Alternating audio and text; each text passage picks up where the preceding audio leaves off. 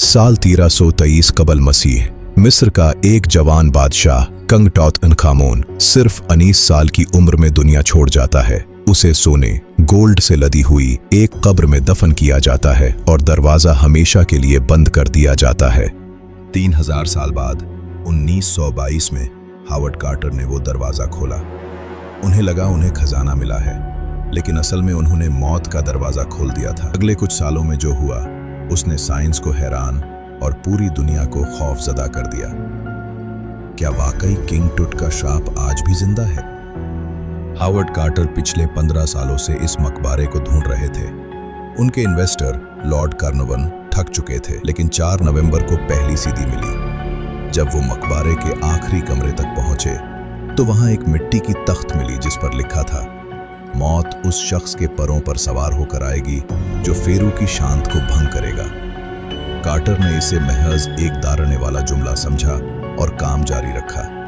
लेकिन दरियाफ्त के पहले ही दिन एक अजीब वाकया हुआ।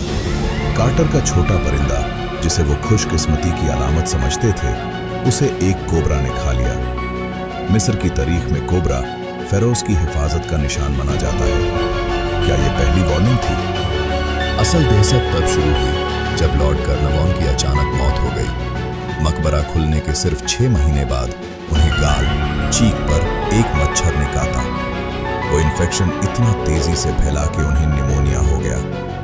कहते हैं जिस रात वो मरे, पूरे कायरो शहर की लाइट चली गई। ठीक उसी वक्त हजारों मील दूर इंग्लैंड में उनका कुत्ता अचानक चीखने लगा और मर गया। सबसे हैरत अंगेज बात, जब किंग टट की मम्मी का मुआयना किया गया तो उनके चेहरे पर ठीक उसी जगह एक जख्म का निशान था जहां लॉर्ड कार्नवान को मच्छर ने काटा था। लोगों ने कहा यह इत्तेफाक है, लेकिन मौत का सिलसिला रुकने का नाम नहीं ले रहा था। जॉर्ज जे गूल्ड, एक अमीर अमेरिकन बिजनेसमैन, मकबरा देखने के अगले ही दिन बुखार से मर गए। सर आर्चिबाल्ड डगलस, जिन्होंने मम्मी का एक्सरे किया था, वो 1924 में अजीब हालात में चल बसे। रिचर्ड बेटेल, कार्टर के सेक्रेटरी, जो तंदुरुस्त थे, अपने बेड पर मुर्दा पाए गए। उनके वालिद ने गम में बिल्डिंग से कूद कर जान दे दी। दुनिया भर के अखबारात में सिर्फ एक ही हेडलाइन थी, द कर्स स्ट्राइक्स अगेन। हट्टा के मशहूर writer sir Arthur Conan Doyle, Sherlock Holmes के क्रिएटर, ने भी ये मान लिया कि ये कोई पुरानी जदुई ताकत है। लेकिन क्या वाकई ये कोई जादू था?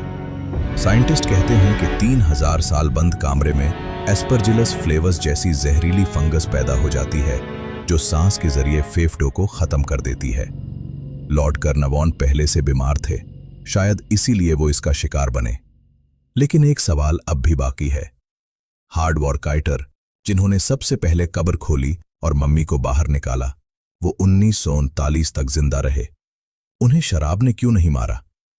कुछ लोग कहते हैं कि मौत हर किसी के लिए नहीं थी, सिर्फ उनके लिए थी जिन्होंने फेरो की तौहीन की थी। किंग टट की कब्र आज भी मिस्र में मौजूद है। हजारों लोग वहां जाते हैं, लेकिन आज भी वहां की खामोशी में एक अजीब सी भरीपन महसूस होती है। क्या यह साइंस थी या वाकई मिस्र के जादूगारों का वो पुराना शराब जो आज भी असर रखता है? आपको क्या लगता है? कमेंट में अपनी राय जरूर दें। अगर वीडियो पसंद आई तो सब्सक्राइब करना मत भूलिएगा। खुदा हाफिज।